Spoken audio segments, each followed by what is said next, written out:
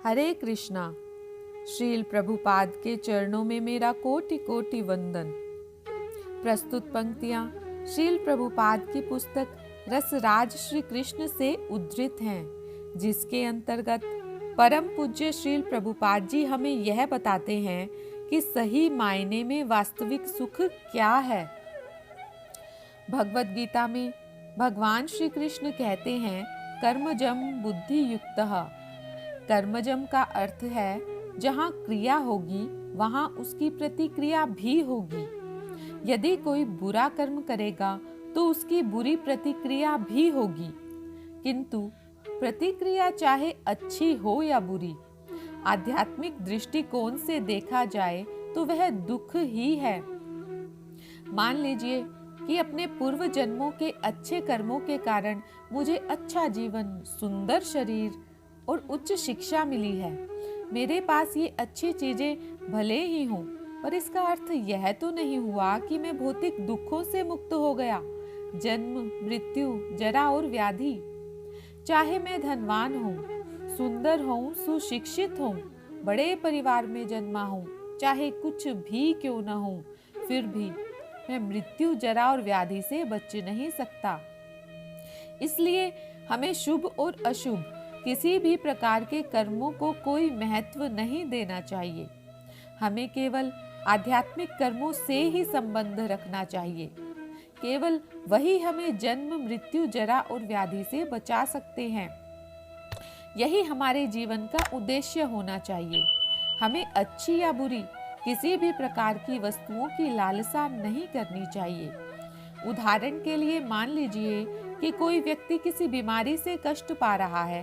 वह बिस्तर पर लेटा है और खाना, पीना, शौच कर्म आदि कठिनाई पूर्वक कर रहा है। साथ में कड़वी दवाइयां खा रहा है। कमरे में अप्रिय गंध न फैले, इसीलिए नर्स को उसे साफ रखना पड़ता है। जब वह इस स्थिति में लेटा हुआ है, तभी उसके कुछ मित्र उससे मिलने आते हैं और उसके स्वास्थ्य के बारे में पूछते हैं। वह कहता है, हाँ मैं ठीक हूँ। अब यह ठीक क्या है?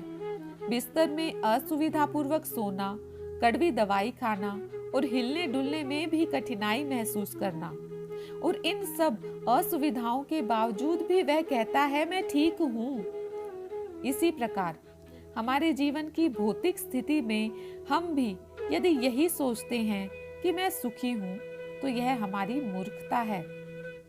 इस भौतिक जीवन में कोई सुख नहीं है। यहाँ पर सुख प्राप्त करना असंभव है। इस स्थिति में हम जानते ही नहीं कि सुख क्या है। इसलिए विशेष रूप से मनीषिणः अर्थात विचारवान शब्द का प्रयोग किया गया है। हम कुछ बाहरी और बनावटी साधनों से सुख प्राप्त करना चाहते हैं, पर ऐसा सुख कब तक रहेगा? यह सुख अधिक समय तक नहीं टिकेगा। हम वापस दुख की स्थिति में आ जाएंगे। मान लीजिए कि नशे से हम सुख का अनुभव करते हैं, तो वह हमारा असली सुख नहीं है। मान लीजिए कि मुझे क्लोरोफॉर्म सुंघाकर बेहोश कर दिया गया है, जिसके कारण मैं ऑपरेशन का दर्द महसूस नहीं कर रहा हूँ, पर इसका अर्थ यह नहीं हुआ कि मेरा ऑपरेशन ही नहीं हो रहा है। यह सब बनावटी चीज है। वास्तविक सुख और वास्तविक जीवन भी विद्यमान है।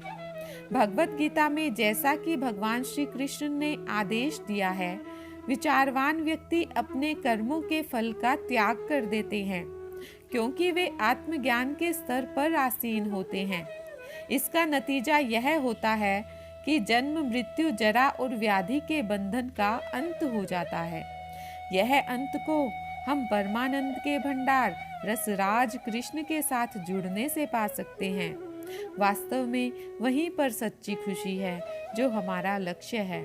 हरे कृष्णा कृष्ण कृष्ण हरे हरे, हरे राम राम राम हरे हरे।